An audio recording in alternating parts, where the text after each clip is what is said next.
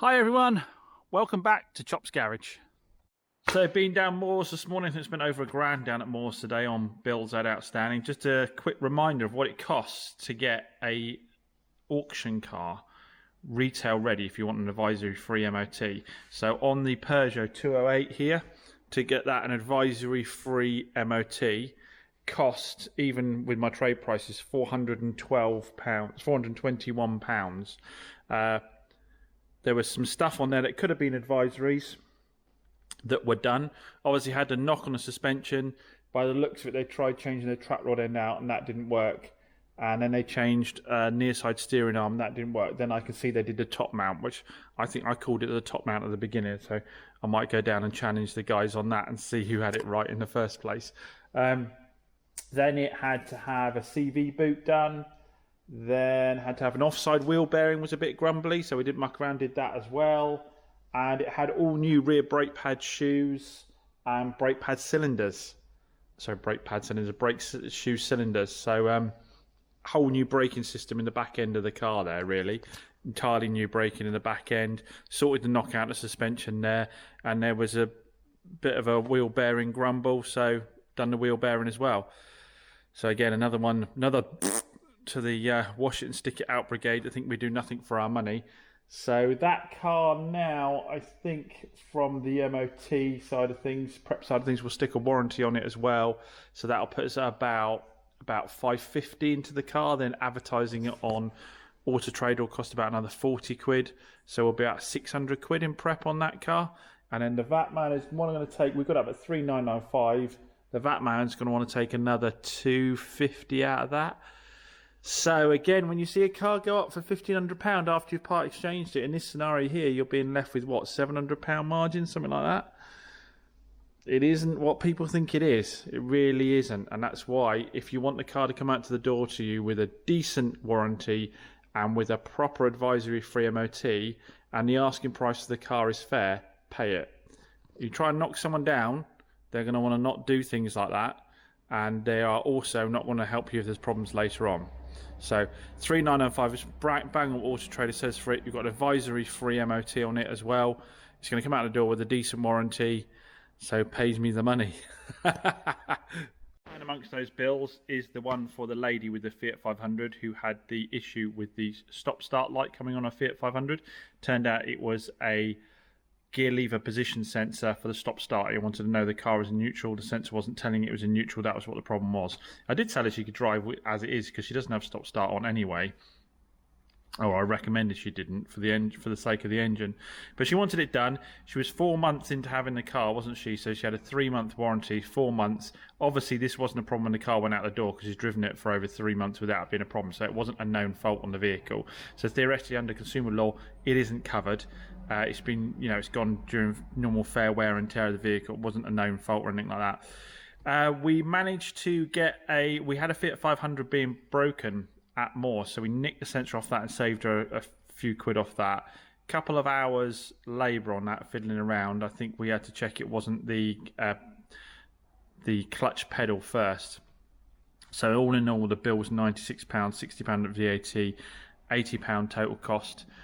What I've decided to do is go halves with her because it happened on her 4th month, just outside of her warranty, and I decided to go halves with her for no other reason than I'm soft, I guess, and goodwill. It's a little frustrating though because I haven't we did the ECU for this lady as well, didn't we? And still, that was within 3 months. It cost about £300 or £400 to do the ECU. Didn't get a review out of her, so I did happen to mention it.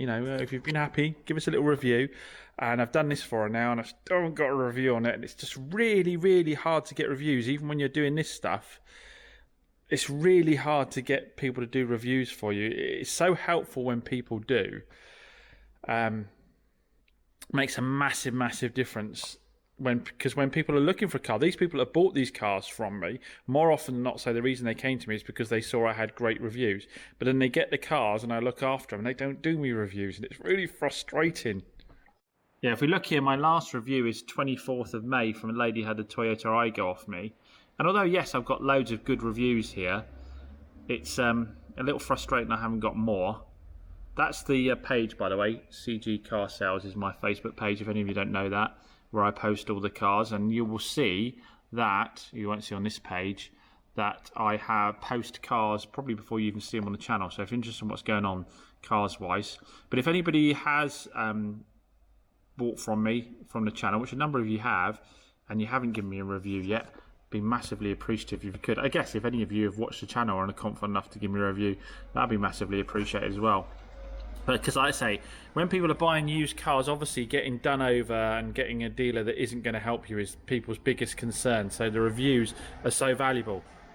And this is why I don't rate the Google reviews much. I've only got 16 on there. I could do with a few more on Google as well, couldn't I? We've got one from a subscriber there. Thank you very much for that, Candace. We've got some here. But then there's down the bottom here, there's some nice ones, but always great food, always good food, great service and atmosphere.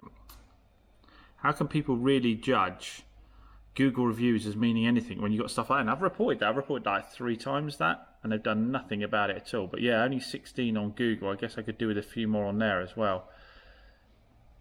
But yeah, when you go over and above, I luckily don't spend too much on marketing because people do come to me on recommendation, but wouldn't it be nice to get a review from everyone? Anyway, I guess they just get on with their lives, don't they, and don't think about it. So yeah, we've got big one for the Peugeot, we've got one for the Fiat 500, we've got an MOT for the Mokka, which luckily was just number plates and a bulb number plates only because it was going from a private plate. So Ian had that off me and my friend, and I told him that I was expecting to spend a little bit more than that on MOT on that car. You normally have to spend a bit. I didn't, so I gave him a full tank of fuel on it instead, which is probably more than an MOT in this day and age, isn't it? And then a really big one for a car that isn't really being retailed, the MGB, not the green MGB, the red MGB. I've got the Roadster. I took it down last field to have a look over it because father-in-law and I restored that car over the course of about 6 or 7 years and wanted to get it checked over by a mechanic. There were a couple of things left not working, like the overdrive and the fuel gauge. Phil has gone to town on it. He's checked all the fluids, he's checked all the grease points. What's he done here? He's stripped out something on the driver's... Oh, he's gone over and above. He's done loads of stuff. He found lots of loose things, which I think is due to my father-in-law, bless him, not wanting to tighten stuff up until everything was together. And the trouble with that, things get forgotten, don't they? He's put spark plugs in it. I don't know why he's done spark plugs. He didn't tell me all of this. He's put a voltage stabiliser in, spark plugs, inhibitor switch, some Lucas connector, 8 foot of wire. He's got the overdrive working anyway, which is great. Father-in-law will be well pleased with that. And he has got the fuel gauge working now as well. He's done a lot of work for that money, actually. You look at this and there's a lot of parts involved in it as well. Pretty comprehensive. I always put chops on, like you said, it's CG cars. But yeah, so we should have that back today. And with the sunshine the way it is, I think it'll be time for a little drive about on it. But that's kind of like a bit like dead money because we're not retailing that car at the moment. So yeah, kind of dead money a little bit on that one.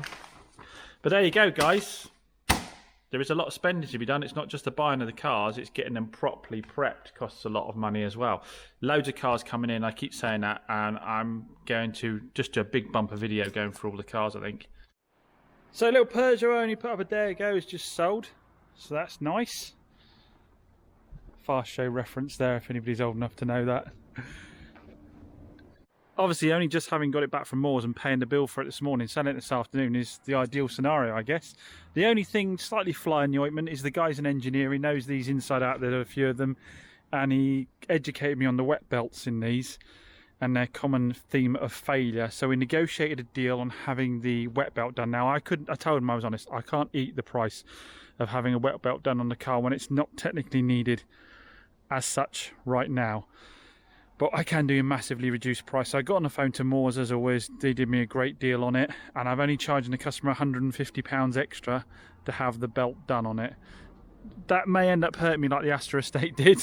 I may have got my maths slightly wrong on that. I'm not quite sure. I think I did enough research to be safe. But we will see. Moores have the timing kit for these because they've done a number of them previously apparently, so that's a big bonus. We know it's getting done properly. What was really nice is when the guy came to see it, and when he paid his deposit, he said, "Do you know what, James?" He said, "It's the video that sold it." He said, that video was so in depth. I knew exactly what I was coming to look at. He said even down to the little mark on the seat. He said, and actually when I came and looked at it, it's not as bad as you made out it was, which is what it's all about, guys. Under promise, over deliver.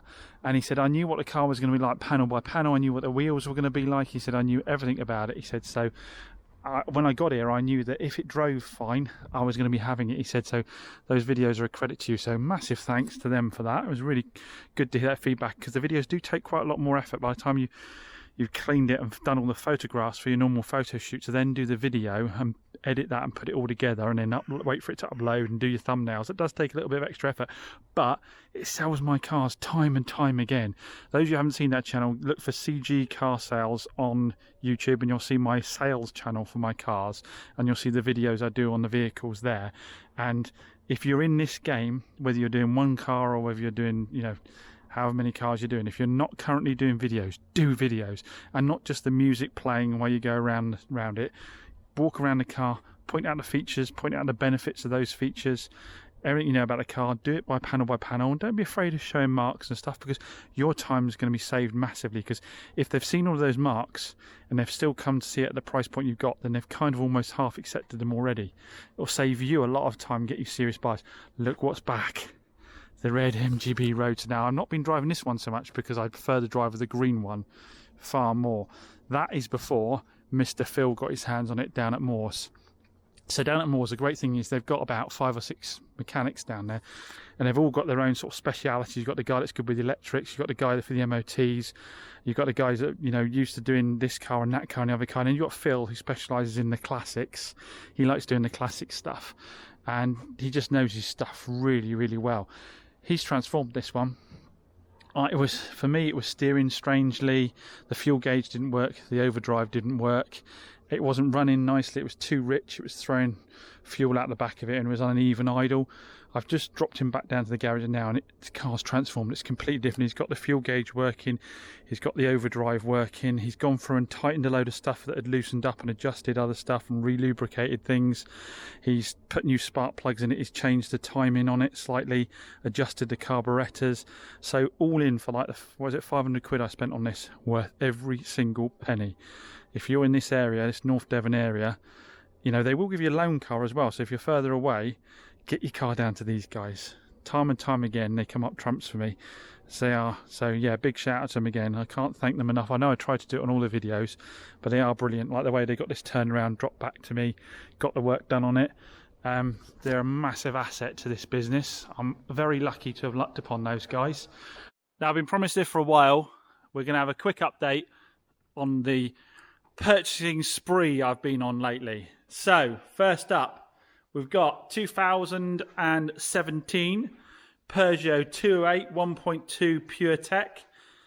That has got 30-odd thousand miles on it. Came from the main dealer, Suzuki Kia dealership. So was part exchanged in against a new car.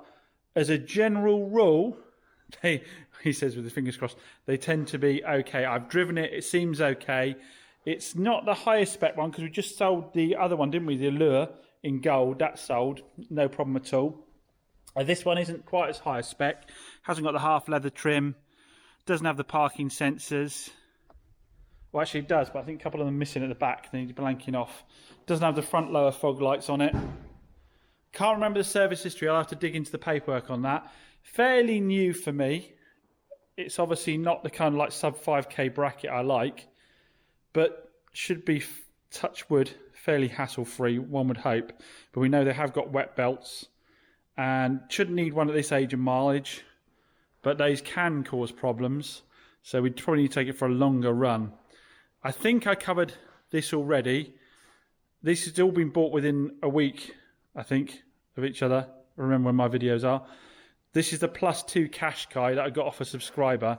It's done 115,000 miles. This is one we're not going to go crazy on because we're going to try and sell cheap. Haven't got round to cleaning that and marketing that. Obviously, haven't got round to cleaning that and marketing it yet. The purple Fusion is subject of another video, so we'll skim over that quickly, which is coming out soon. The DS3, obviously, you've seen that before. That's just been test driven by a lady who's making a decision on whether she's going ahead with that or not, so we don't need to cover that too much. But we've got two really interesting things that have just turned up. Now, these I did say I was getting some different stuff. So first up, we've got a Gordini. So this has come from our subscriber Derek. We're going to do some more content with these cars because they deserve a little bit more of their own time. So what we've got here is a 133 Gordini Twingo. So you had the Renault Sport Twingo, and then they did the Renault Sport Twingo Gordini, which was, I think it was a bit more plush with interior trim and so forth, wasn't it? The other models were a bit more basic. So it's a 2011. You're going to have to excuse me, this has just come in. So I can't even remember what the mileage is. Let me get the keys for it a sec. So I got myself organised, got the keys for it now. So yeah, Gordini 133, 2011.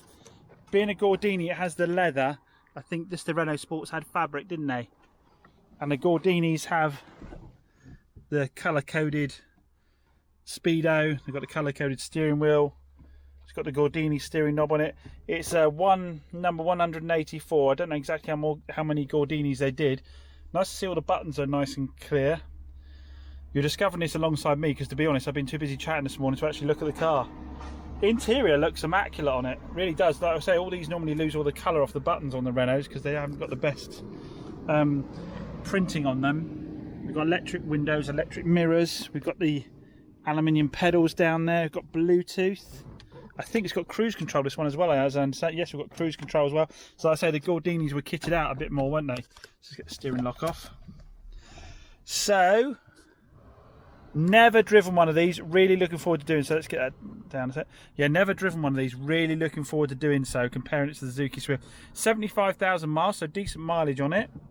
Not too outrageous. Now, as I understand it, it has had a little map on it. Nothing crazy. It's given it about another 10 horsepower. So, it was going to be very interesting to drive this one. So, yeah. Like I say, I think they deserve their own videos, these ones.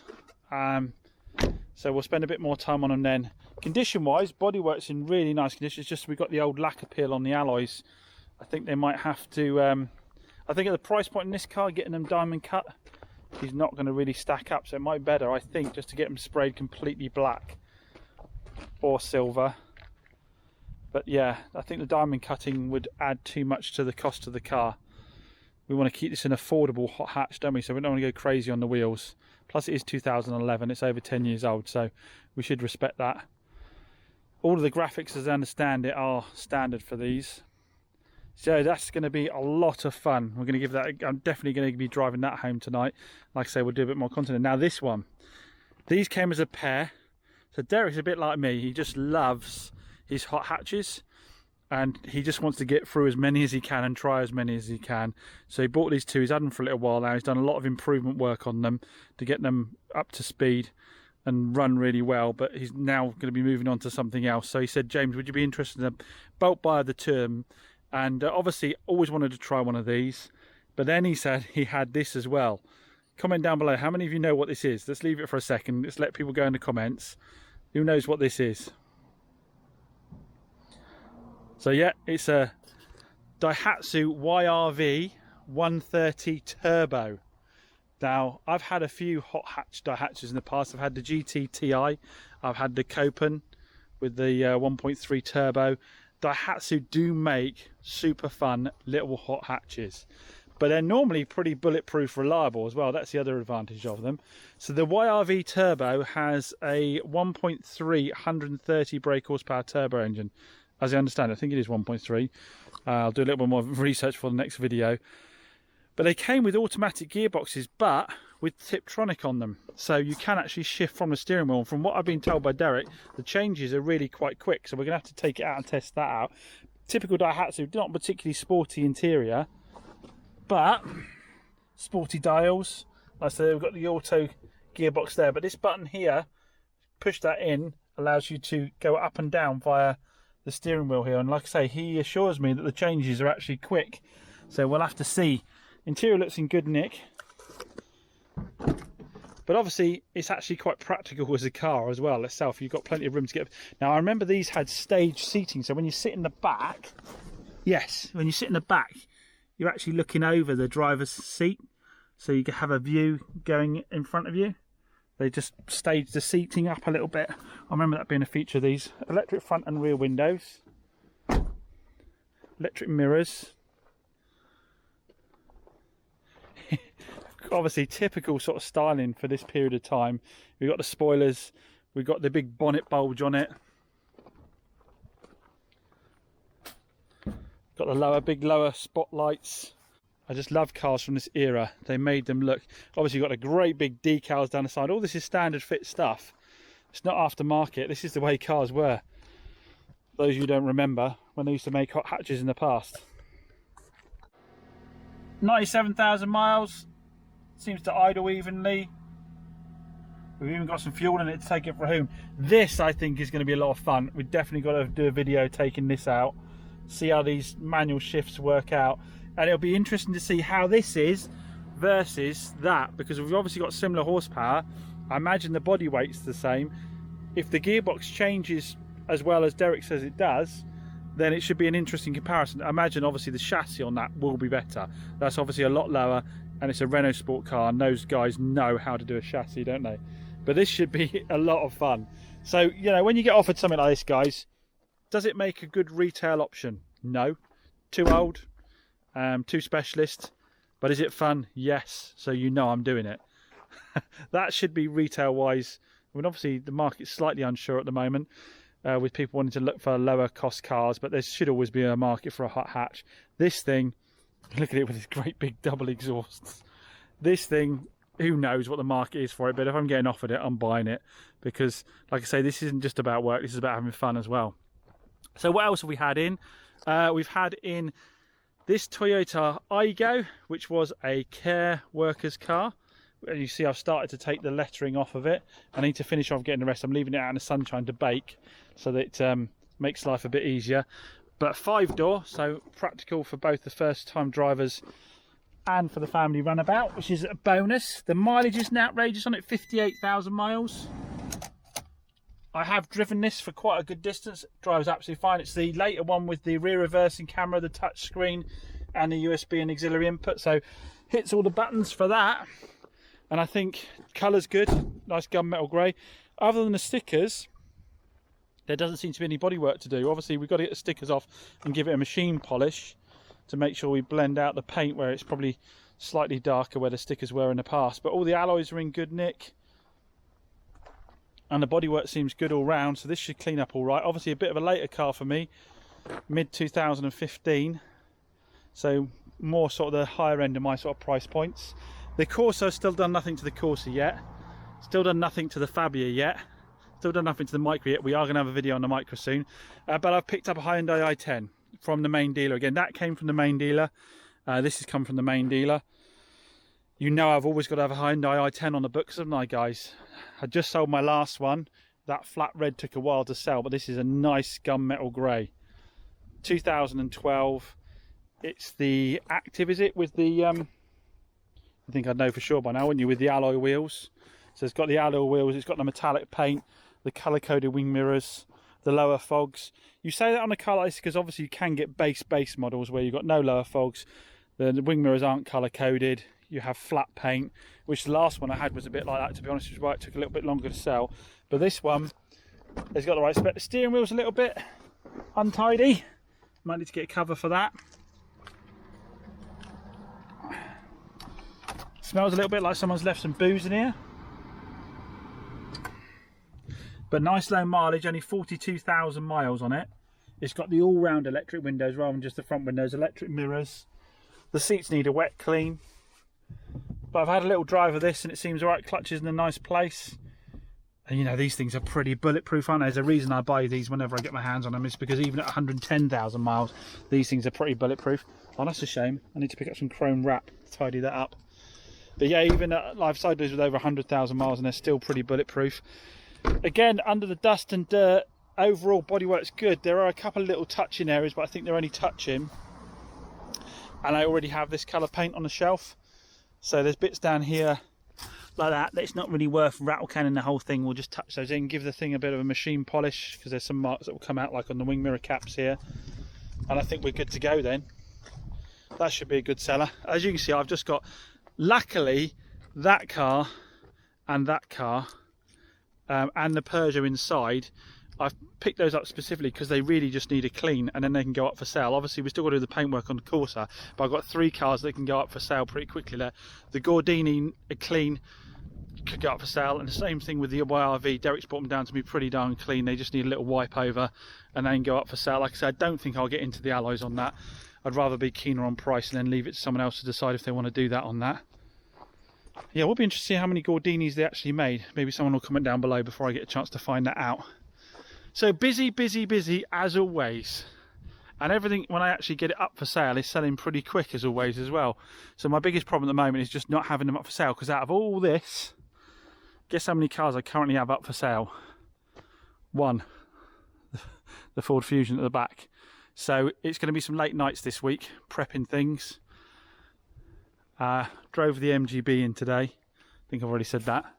But I do prefer my GT.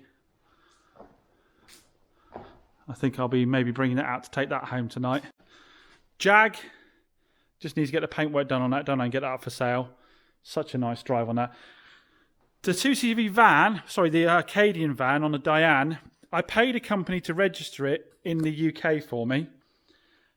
It's been 3 months now since I gave them the money, and they do have to get a birth certificate from Citroen for it.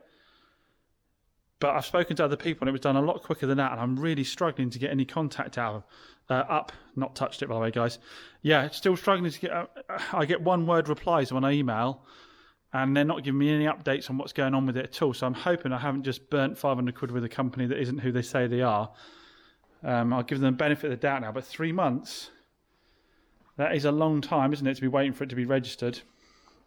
So fingers crossed I don't have to get nasty on that. Anyhow, as always, that was just a quick update on all the stock we've got in. Like I say, we've got a lot of content to do on these cars here, because I do think you'll be interested in seeing how these 2 cars compare. So we'll get some content done on that. I still need to give you some content on the little micro, because we've got some, I keep saying in the videos, we've got some good news on it, but I haven't got around to showing you what the score is with it.